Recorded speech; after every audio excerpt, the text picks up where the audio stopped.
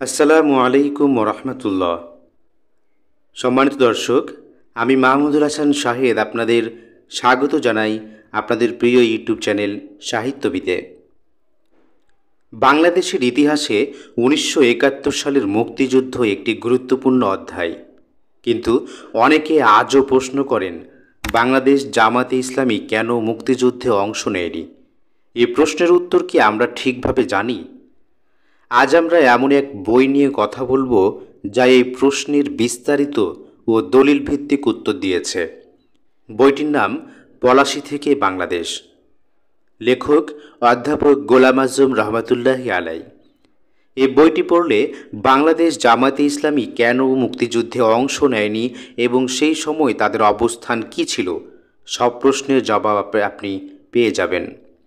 চলুন আমরা বইটির মূল বিষয়বস্তু এবং এতে উল্লেখিত ঐতিহাসিক বিশ্লেষণগুলো নিয়ে আলোচনা শুরু করি। বিসমিল্লাহির রহমানির রহিম। পলাশী থেকে বাংলাদেশ। অতীতকে বাদ দিয়ে যেমন বর্তমানকে বুঝতে পারা যায় না, তেমনি বর্তমানের বিশ্লেষণ ছাড়াও ভবিষ্যতের পরিকল্পনা গ্রহণ করা যায় না। ১৯৭১ সালে বাংলাদেশ নামে যে নতুন একটি স্বাধীন রাষ্ট্র দুনিয়ার মানচিত্রে স্থান লাভ করল, তার ইতিহাস অনেক প্রাচীন। এখানে বিস্তারিত ইতিহাস আলোচনার উদ্দেশ্য নয়, এজন্য প্রাচীনকাল থেকে আলোচনার অবকাশ এখানে নেই। তাই ব্রিটিশ শাসনের সূচনা থেকেই শুরু করছি। উপমহাদেশে ইংরেজ রাজত্ব। ১৭৫৭ সালে স্বাধীন বাংলার নবাব সিরাজউদ্দৌলার সেনাপতি মীর জাফর ইংরেজদের সহযোগিতায় নিজে নবাব হওয়ার যে কুমতলব করেছিল, তারই ফলে এদেশে ইংরেজ রাজত্বের সূচনা হয়। যে ব্যক্তি নিজের ক্ষমতার জন্য আপন দেশ ও জাতির সাথে বিশ্বাসঘাতকতা করল, তাকে সঙ্গত কারণেই ইংরেজরাও বিশ্বাস করতে পারল না। এভাবেই মীর জাফরের হাত থেকে ক্ষমতা কেড়ে নিয়ে ইংরেজ রাজত্ব কায়েম করা হলো। ১৮৫৭ সালে দিল্লির শেষ মোগল সম্রাট বাহাদুর শাহ থেকে ক্ষমতা কেড়ে নিয়ে ইংরেজ রাজত্ব গোটা ভারত উপমহাদেশে মজবুত করা হলো। এভাবে উপমহাদেশে ব্রিটিশ রাজ সাম্রাজ্য প্রতিষ্ঠা লাভ করতে ১০০ বছর লেগে গেল। এভাবেই ১৭৫৭ সালে পলাশীর প্রান্তরে পরাধীনতার যে বীজ বপন করা হয়েছিল, তা ১০০ বছরে বিরাট মহীরূপে পরিণত হল। ১৮৩১ সালে পাঞ্জাব ও সীমান্ত প্রদেশের সীমানায় বালাকোটের যুদ্ধে সাইদ আহমদ বেলভি রহমতুল্লাহি আলাই ও শাহ ইসমাইল রহমতুল্লাহি আলাইয়ের নেতৃত্বে পরিচালিত ভারতের প্রথম সত্যিকার ইসলামী আন্দোলনের পরাজয়ের পর ইংরেজদের শক্তি আরও বেড়ে গেল। কিন্তু এই ইসলামী আন্দোলনের ফলেই ১৮৫৭ সালে ইংরেজ বাহিনীতে নিযুক্ত মুসলমান সিপাহীরা বিদ্রোহ করার প্রেরণা লাভ করেছিল। ৬ নং পৃষ্ঠা থেকে পড়ছি। এর পরের ইতিহাস মুসলিম জাতিকে চিরতরে গোলাম বানাবার জন্য ইংরেজদের জঘন্য ষড়যন্ত্রের ইতিহাস। এ উপমহাদেশে প্রায় ৬০০ বছর মুসলিম শাসন চলেছে। তাদের হাত থেকে পূর্ণ ক্ষমতা কেড়ে নিতে ইংরেজদের ১০ বছর লেগেছে। তাই দিল্লি দখলের পর দেশে ইংরেজ রাজত্ব স্থিতিশীল করার লক্ষ্যে ইংরেজরা মুসলমানদেরকে সকল ময়দান থেকে উৎখাত করে অমুসলিম জাতিগুলোকে শিক্ষা, সরকারি চাকরি, ব্যবসা বাণিজ্য ও জমিদারিতে এগিয়ে দিল। ফলে ৫০ বছরের মধ্যে এদেশের মুসলিম শাসক জাতি দাস জাতিতে পরিণত হয়ে গেল।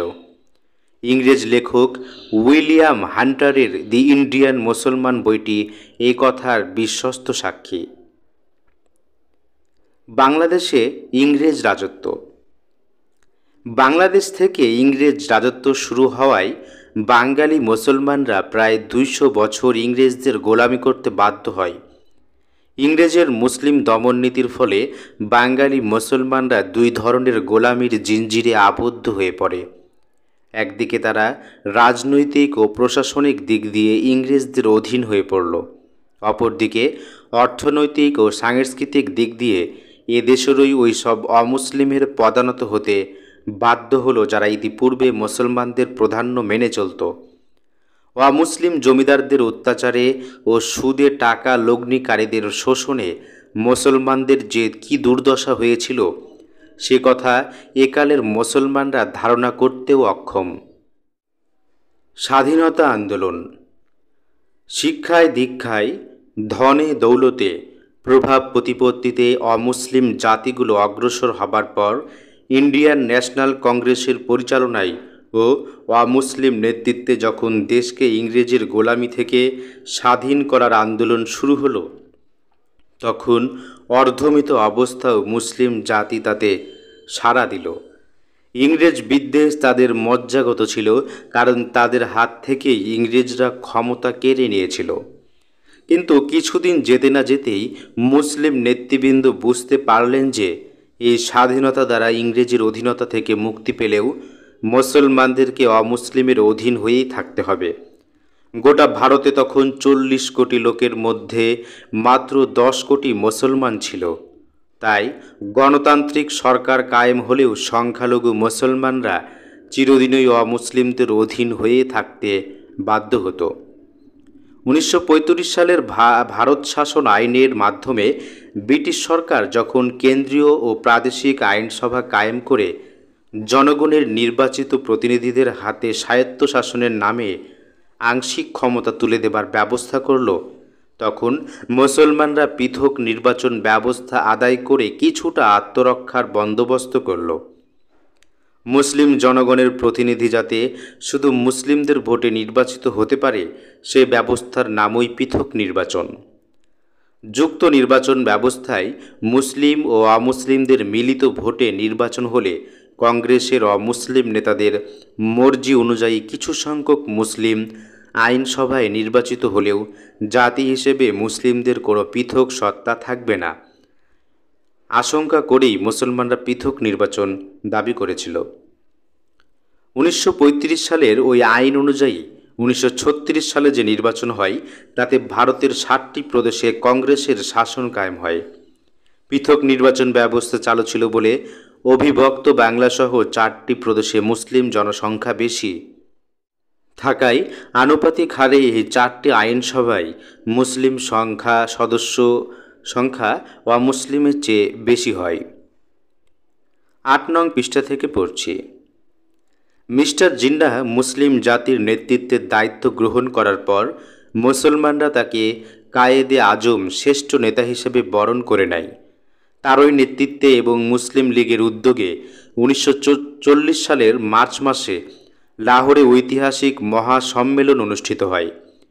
শেরেবাংলা ফজলুল হকই ওই সম্মেলনে দ্বিজাতি তত্ত্বের ভিত্তিতে মুসলিম সংখ্যাগুরু প্রদেশগুলো নিয়ে ভারত থেকে পৃথক মুসলিম রাষ্ট্রপুঞ্জ গঠনের প্রস্তাব পেশ করেন, যা সর্বসম্মতভাবে গৃহীত হয়। ওই প্রস্তাবটি ইতিহাসে পাকিস্তান প্রস্তাব নামে বিখ্যাত হয়ে আছে। 1945 সালে ভারতের কেন্দ্রীয় আইনসভা ও 1946 সালে প্রাদেশিক আইনসভা সমূহের যে নির্বাচন অনুষ্ঠিত হয় তাতে মুসলিম লীগ ওই পাকিস্তান প্রস্তাবকেই নির্বাচনী ইস্যু বানায়। সারা ভারতে মুসলিমগণ একটি পৃথক জাতিসত্তার মর্যাদা সহকারে ওই নির্বাচনে নিরঙ্কুশ বিজয় লাভ করে। পৃথক নির্বাচন পদ্ধতি না থাকলে এ বিজয় কিছুতেই সম্ভবপর হতো না। এ বিজয়ের ফলে বাধ্য হয়ে ইংরেজ সরকার পাকিস্তান দাবি মেনে নেয় এবং 1947 সালের আগস্ট মাসে কংগ্রেসের নেতৃত্বে ভারত ও মুসলিম লীগের নেতৃত্বে পাকিস্তান নামে দুটি স্বাধীন রাষ্ট্র কায়েম হয়। পাকিস্তান আন্দোলন ও ইসলাম। পাকিস্তানের অর্থ কি লা ইলাহা ইল্লাল্লাহ এ স্লোগানই মুসলমানদের এই আন্দোলনে বিশেষভাবে আকৃষ্ট করে। এমনকি ভারতের যে 7টি প্রদেশ ভারতের অন্তর্ভুক্ত থাকবে বলেই জানা ছিল, সেখানেও মুসলমানরা ইসলামের আকর্ষণে পাকিস্তানের দাবিকে নিরঙ্কুশভাবে সমর্থন করেছে। এর পরিণামে লক্ষ লক্ষ মুসলমান শহীদ হয়েছে এবং জন্মভূমি ও সহায় সম্পদ থেকে